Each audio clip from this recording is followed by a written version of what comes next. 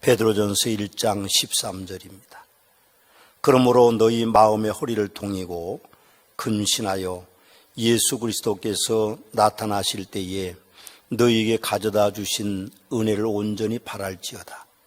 너희가 순종하는 자식처럼 전에 알지 못하는 때에 따르던 너희 사욕을 본받지 말고 오직 너희를 부르신 거룩한 이처럼 너희도 모든 행실에 거룩한 자가 되라. 기록되었으되 내가 거룩하니 너희도 거룩할지어다 하셨느니라. 외모로 보지 않고 보시지 않고 각 사람의 행위대로 심판하시는 이를 너희가 아버지라 부른즉 너희가 나그네로 있을 때를 두려움으로 지내라. 너희가 알거니와 너희 조상이 물려준 헛된 행실에서 대속함을 받은 것은 은이나 금같이 없어질 것으로 된 것이 아니요 오직 흠없고 점없는 어린 양 같은 그리스도의 보배로운 피로 된 것이니라. 그는 창세전부터 미리 알린 바 되신 이나 이 말세에 너희를 위하여 나타내신 바 되었으니 너희는 그를 죽은 자 가운데서 살리시고 영광을 주신 하나님을 그리스도로 말미암아 믿는 자니 너희 믿음과 소망이 하나님께 있게 하셨느니라. 너희가 진리를 순종함으로 너희 영혼을 깨끗하게 하여 거짓이 없이 형제를 사랑하기에 이르렀으니 마음으로 뜨겁게 서로 사랑하라. 너희가 거듭난 것은 썩어질 씨로 된 것이 아니요 썩지 아니할 씨로 된 것이니 살아있고 항상 있는 하나님의 말씀으로 되었느니라. 모든 육체는 풀과 같고 그 모든 영광은 풀의 꽃과 같으니 풀은 마르고 꽃은 떨어지되 오직 주의 말씀은 세세토록 있도다 하셨으니 너희에게 전한 복음의 곧 이 말씀이니라. 아멘.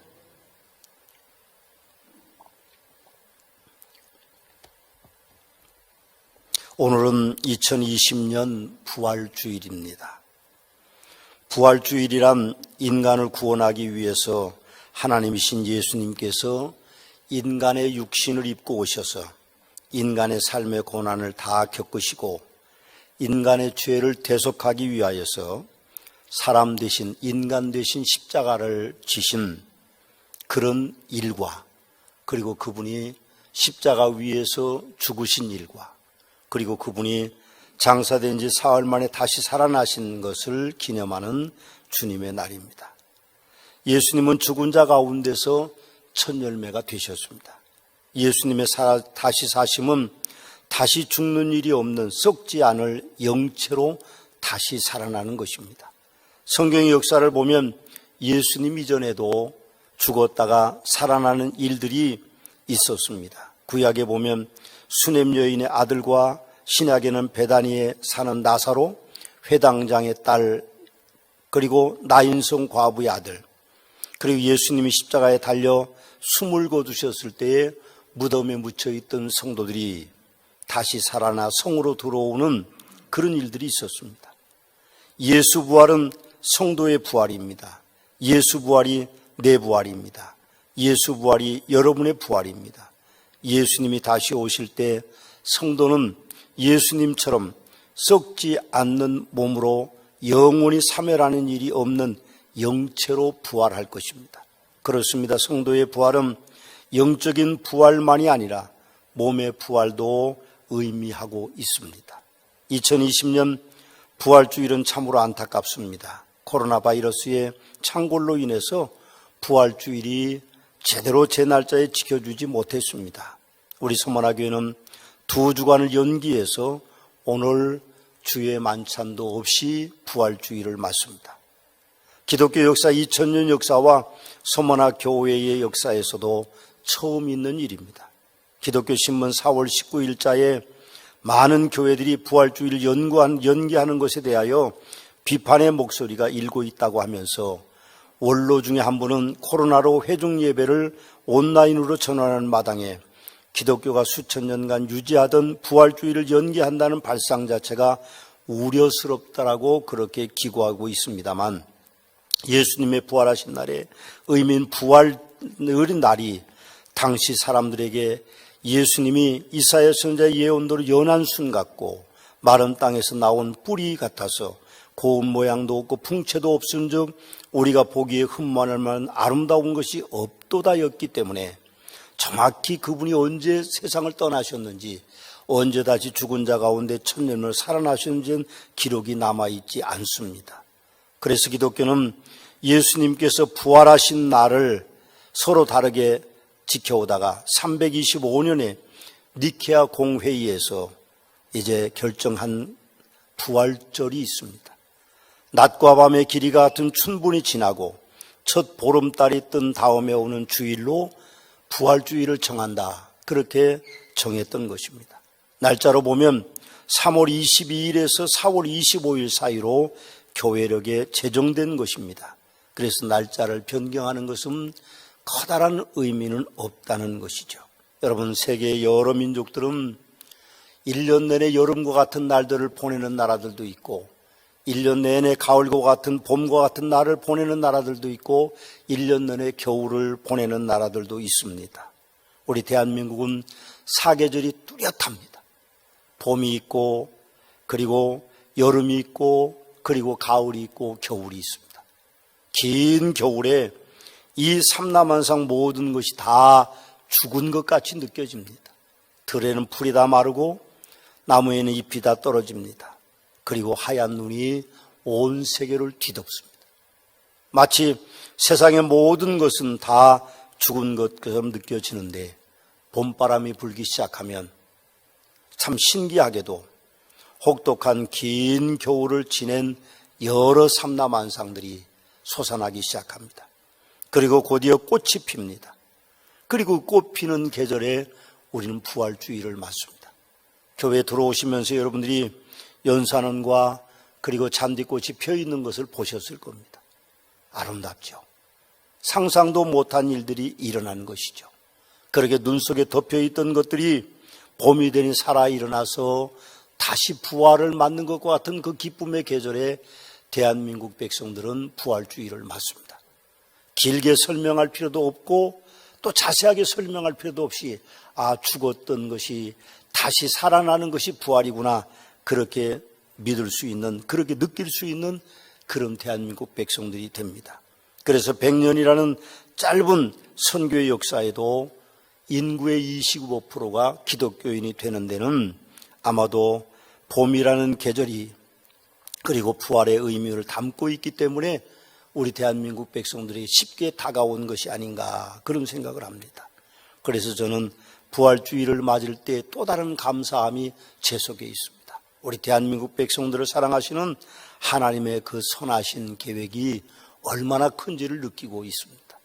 오늘 부활주일에 전할 말씀의 제목은 부활신앙으로 살자, 그런 제목입니다. 부활하신 예수님을 만났던 베드로 사도는 오늘 본문에서 우리에게 7가지 부활신앙을 가진 성도들의 모습을 우리에게 보여주고 있습니다. 그 첫 번째는 13절 말씀에 보니까 부활신앙으로 사는 성도들은 예수 재림을 고대하는 신앙으로 살아야 된다고 우리에게 말씀해 주고 계십니다. 13절 말씀에 보면 그러므로 너희 마음의 허리를 동이고 근신하여 예수 그리스도께서 나타나실 때에 너희에게 가져다 주실 은혜를 온전히 바랄지어다, 그렇게 말씀하고 있습니다. 성도는 예수님의 재림을 믿고 기다리는 사람들입니다. 세상 것을 추구하지 않고 하나님의 말씀대로 살기를 노력하지만, 그러나 그보다 더 중요한 것은 예수님은 분명하게 다시 오실 것이고, 그리고 우리는 예수님과 함께 천국에서 살게 된다는 확신을 가지고 사는 인생입니다.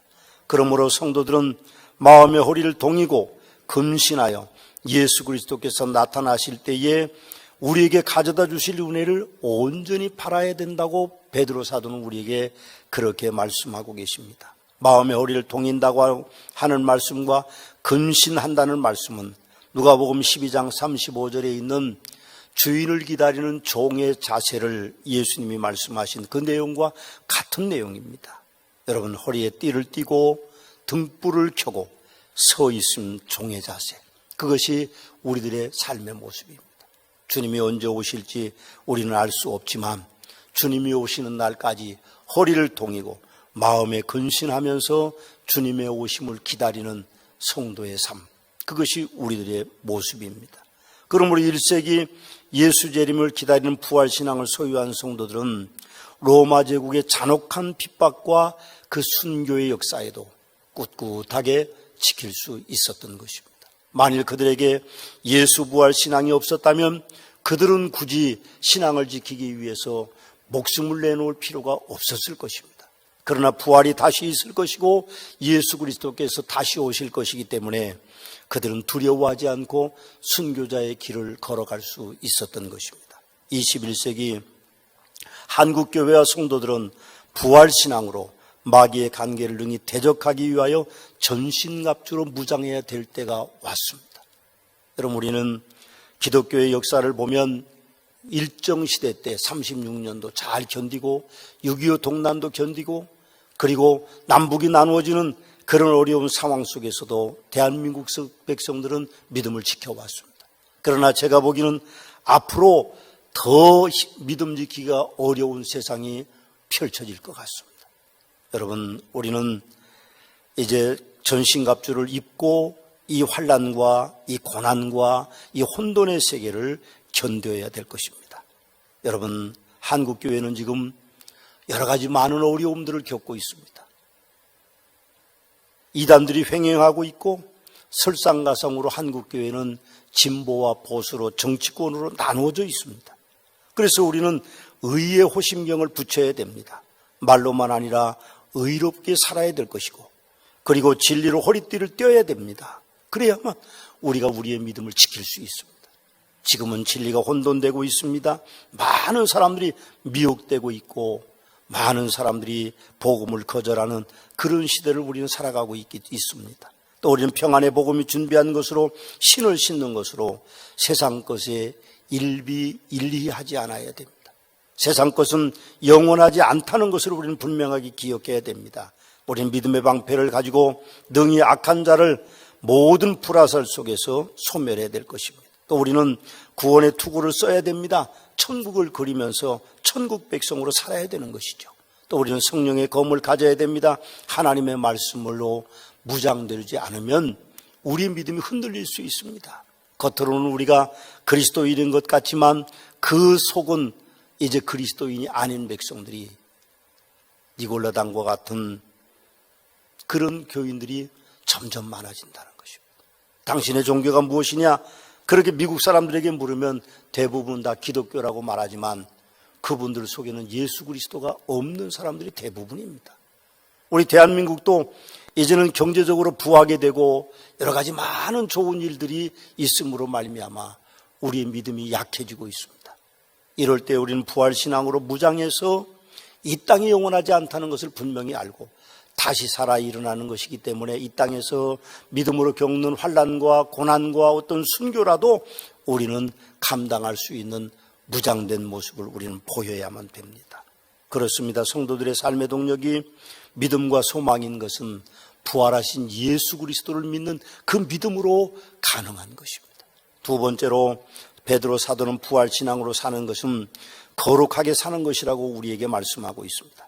14절에 17절 말씀에 보면 여러 가지 말씀을 하고 있는데 그 중에 가장 중요한 말씀은 우리가 의롭게 살아야 된다는 것입니다. 거룩하게 산다는 것이죠.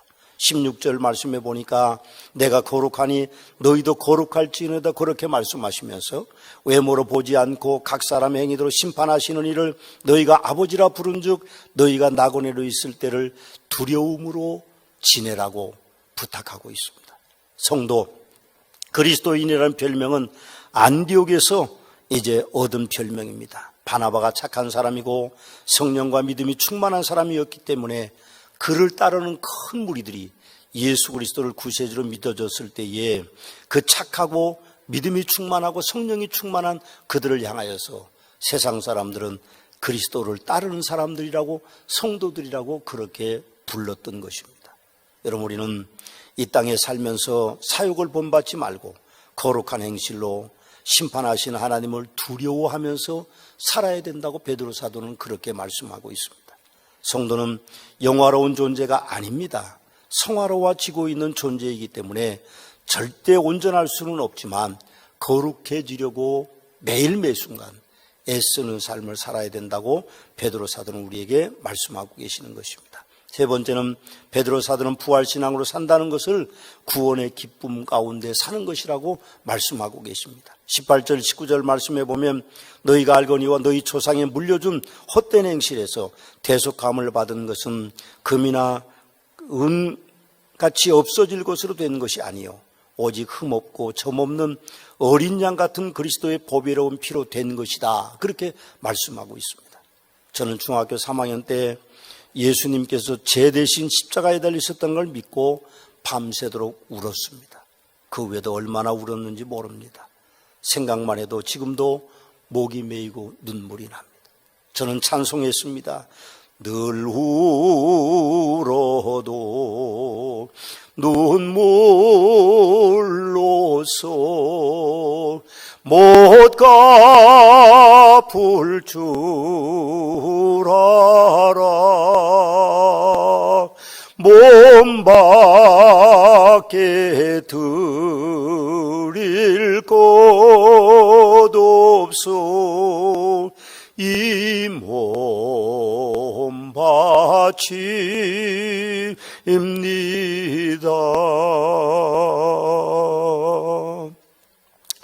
언제 불러도 제 목은 메이고 언제 불러도 제 가슴은 먹먹해지고 언제 불러도 눈물은 제 눈에 그득히 고입니다. 세월이 흘러 60이 넘으면서 요즘은 저는 부활과 천국을 누리고 삽니다. 그런데도 가끔 저는 대속의 은혜를 망각하고 잊고 죄 속에 살 때가 있습니다. 오늘 본문 말씀에 보니까 제가 그렇게 은혜를 망각하고 죄 속에 사는 그때가 베드로 사도께서 말씀하시는 바로 그때였습니다. 그때는 부활신앙을 잊어버리고 조상이 물려준 헛된 행실로 죄 중에 있을 때였고 그때는 은이나 금인 물질의 노예가 될 때에 저는 죄 중에 있었던 것을 발견합니다. 말씀을 준비하면서 저는 다시는 구원의 기쁨을 간구하지 않고 살기를 다짐했습니다. 성도님들께서도 오직 흠없고 점없는 어린 양 같은 그리스도의 보배로운 피로 얻은 구원을 잊어버리지 마시고 기쁨을 유지하는 복된 성도들이 되시기를 주님의 이름으로 축원합니다. 네 번째, 베드로 사도는 부활신앙으로 산다는 것은 소망 중에 사는 삶이라고 우리에게 말씀하고 있습니다. 20절과 21절에 보면 그는 창세전부터 미리 알린 바 되시니나 이 말세에 너희를 위하여 나타내신 바 되었으니 너희는 그를 죽은 자 가운데서 살리시고 영광을 주신 하나님을 그리스도로 말미암아 믿는 자니 너희 믿음과 소망이 하나님께 있게 하셨느니라 그렇게 말씀하고 있습니다. 성도의 삶은 하나님을 신뢰하는 삶입니다. 그러므로 항상 기뻐하는 삶이 되는 것입니다. 바울 사도는 고린도후서 4장에서 성도의 소망을 이렇게 표현하고 있습니다. 우리가 사방으로 우겨싸움을 당하여도 쌓이지 아니하며 답답한 일을 당하여도 낙심하지 않으며 박해를 받아도 버림받지 아니하며 거꾸로 트림을 당하여도 망하지 아니하고 그렇게 표현하고 있습니다. 우리가 이 보배를 질그릇에 가졌으니 이는 심히 큰 능력은 하나님께 있고 우리에게 있지 아니함을 알게 하려 함이라 그렇게 말씀하고 있습니다. 우리는 소망 가운데 삽니다. 여러분, 세상이 아무리 어두워도 아무래도 아무리 세상이 피폐해도 우리의 소망을 뺏어갈 수는 없습니다. 그것은 우리가 부활하신 예수 그리스도를 구세주로 믿기 때문에 얻은 하나님의 놀라우신 축복입니다. 그렇습니다. 우리는 사망 권세를 이기시고 부활하신 예수님 때문에 항상 기뻐하고 쉬지 말고 기도하고 범사에 감사하는 소망의 삶을 살아가고 있습니다. 저는 코로나 예배로 예배를 8주간 동안 자유롭게 드리지 못했습니다. 온라인으로 예배 드릴 때가 있었고 또 병행해서 예배 드릴 때가 있었습니다. 그 후에 예배와 교회 운영을 우려하는 소리들이 참 많았습니다. 많은 목사님들을 만났을 때에 교회가 어렵다는 이야기를 들었습니다. 그리고 많은 분들이 신앙이 떠날 것 같다는 두려움 음성들도 저는 들었습니다. 그러나 저는 소망을 잃지 않았습니다. 여러분, 세상이 아무리 바뀌어도 주님은 우리 편이시고 내 편이십니다. 주님이 사랑하시는 몸된 교회, 그분이 세운 교회가 코로나로 무너지지 않을 것을 저는 믿었습니다. 하늘이 무너져도 솟아날 구멍이 있는 것이 아니라 부활하신 예수님이 계시기 때문에 어떤 재앙 속에서도 우리는 우리의 부활신앙을 지켜갈 것입니다. 부활신앙이 있는 자는 어떤 어려움 속에서도 그들의 믿음을 잃지 않을 것을 저는 믿었기 때문에 소망 중에 8주를 기다렸습니다. 다섯 번째로 베드로 사도는 부활신앙으로 사는 것은 서로 사는 것이라고 그렇게 말합니다. 22절 말씀에 보니까 너희가 진리를 순종함으로 너희 영혼을 깨끗하게 하여 거짓이 없이 형제 사랑하기에 이르렀으니 마음으로 뜨겁게 서로 사랑하라, 그렇게 말씀하고 계십니다. 베드로 사도는 형제 사랑하기를 마음으로 뜨겁게 서로 사랑하라고 하십니다. 예수님께서도 너희가 서로 사랑하면 이로써 모든 사람이 너희가 내 제자인 줄 알리라, 그렇게 말씀하셨습니다. 우리는 죽기까지 사랑하기에 우리도 죽기까지 서로 사랑해야 됩니다. 그 예수 그리스도의 사랑이 곧 우리의 사랑이 돼야 될 것입니다. 옆에 있는 분에게 한번 그렇게 눈으로 말씀해 주시죠. 예수 안에서 사랑합니다. 눈빛이 좀 느껴지나요? 다시 한 번 더 하시겠습니다. 예수님 안에서 사랑합니다. 서로 사랑해야 됩니다. 그래야 여러분들 마음속에 부활하신 예수님이 계신 것입니다. 사랑이 없고 시기와 질투와 분냄과 원망함이 있다고 하면 여러분 속에 부활하신 예수님이 계시지 않는 것입니다. 서로 사랑합시다. 여섯 번째로 베드로 사도는 부활신앙으로 산다는 것은 하나님의 말씀대로 사는 삶이라고 말합니다. 23절에서 25절 말씀해 보면 이제 부활신앙은 하나님의 말씀대로 사는 것이라고 말합니다. 예수님의 제자들은 사실 예수님이 부활하시기 전까지는 예수님의 말씀을 온전히 믿지 못했습니다. 기적을 보면서도, 이적을 보면서도, 죽은 자가 살아나고 병든 자가 낫고 귀신이 떠나가는 놀라운 역사를 보면서도 그들 한켠에는 불신이 있었습니다. 그러나 이 부활하신 예수님을 만나고 나서는 그들은 그 불신이 사라졌습니다. 세상에 아무것도 그들을 두렵게 할 수는 없었던 것입니다. 그렇습니다. 우리는 하나님의 말씀대로 살아야 됩니다. 그 말씀의 근본은 부활하신 예수님이 우리 속에 오실 때에 하나님의 말씀을 우리는 온전하게 믿을 수 있는 것입니다. 마지막 일곱 번째로 온전하게 7이라는 숫자를 제가 사용하고 있음을 여러분 잊지 마십시오. 부활신앙은 전한 복음을 전도하는 삶이라고 말합니다. 25절에 보면 오직 주의 말씀은 세세토록 있도다 하였으니 너희에게 전한 복음이 곧 이 말씀이라, 그렇게 말씀합니다. 여러분, 예수님을 이 땅에 떠나셨습니다. 그리고 사랑하는 제자들에게 그 제자들 가운데는 우리도 있습니다. 우리에게 그렇게 말씀하셨습니다. 하늘과 땅의 모든 권세를 내게 주셨으니 그러므로 이는 가서 모든 민족을 제자로 삼아 아버지 아들과 성령의 이름으로 침례를 베풀고 내가 너희에게 분부한 모든 것을 가르쳐 지키게 하라. 볼지어다 내가 세상 끝날까지 너희와 항상 함께 있으리라고 그렇게 명령하고 약속하셨습니다. 부활하신 지 40일 후에 감람산에서 500여 제자들이 보는 가운데 승천하시면서도 이렇게 말씀하셨습니다. 오직 성령이 너희에게 임하시면 너희가 권능을 받고 예루살렘과 온 유대와 사마리아와 땅끝까지 이르러 내 증인이 되리라 하고 우리에게 마지막 지상 명령으로 부탁하셨습니다. 부활하신 예수님을 만나 예수님의 제자들은 모두 다 목숨을 바쳐서 복음 때문에 순교했습니다. 요즘 전도하기가 참 어려운 시대가 왔어요. 성도는 어떻게든 복음을 증거해야 됩니다. 그럼 우리는 지금 대대적으로 외형적으로 전도하지 못해도 여러분들이 개인적으로 여러분들의 가까운 사람들을 만나면 예수를 그리스도라고, 예수님이 부활의 첫 열매가 되셨다고, 그래서 당신도 예수 믿으면 부활한다고, 천국에 간다고, 그렇게 전도하는 복된 삶을 살게 되시기를 주님의 이름으로 축원합니다.